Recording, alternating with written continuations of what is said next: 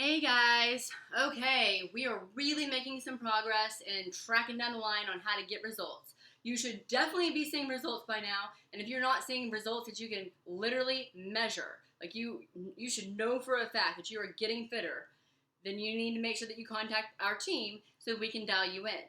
But we have another method, our second method of learning how to zone, called the rule of thumb. Now, if you remember, the block chart method taught you how to rely on a block chart, which I do not have in front of me, which will give you the exact amounts of foods that you need to have per the zone way of eating.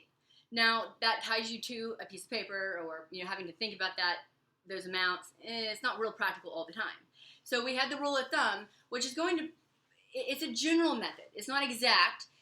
It will work in most cases, especially if most of those cases are typically going to be foods that you're eating that are already paleo. If most of your meals aren't paleo and they're things like trying to zone your chocolate cake and your pizzas and your tacos and your beer, it might not be the best method for you because we need to be as exact on those as we can. But if they're paleo foods, then you're pretty much in the good to go. And also if it's on occasion, like you're eating out or whatnot. But the most important category that we're going to cover for the rule of thumb is going to be our carb section. So you will see how we've divided up the carbohydrates into the vegetables, into the fruits, into things that are a little bit higher glycemic, a little bit more starchy.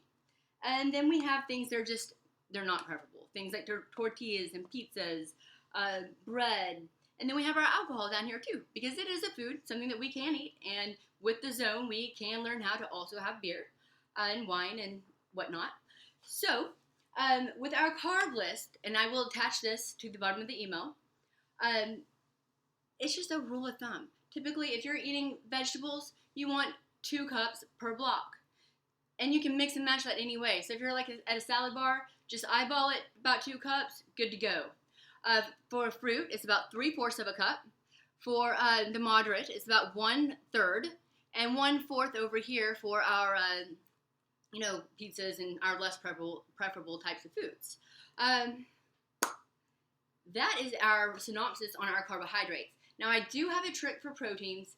Typically, if you're eating a protein, they come 2 ways. They come sliced, like breast, pork loins, and then they also come like ground. So if it's ground meat of any type, it's going to be 1.5 ounces per block. And if it's going to be sliced or a breast or a loin, it will be 1 ounce per block. And then fish is always 1.5. So if you can remember those 3 for proteins and then kind of eyeball this little guy and get familiar with this, you should be good and independent of the block chart method, which is kind of the goal at the end of the day. I believe that has kind of gotten us through our very first mini-series of how to get results with paleo and zone, how to get the most out of Eatology. So we'll be continuing on shortly soon. If you guys have questions, things that you would like me to address in particular, make sure that you go ahead and email us that. However you would like to get that information to us would be super helpful. My goal is to do a grocery shopping trip, so kind of give you guys an idea of what to get when you go grocery shopping, and a little bit more in detail on snacks, how to build your meals. We'll be looking at labels eventually, all sorts of fun stuff. But till then, eat up.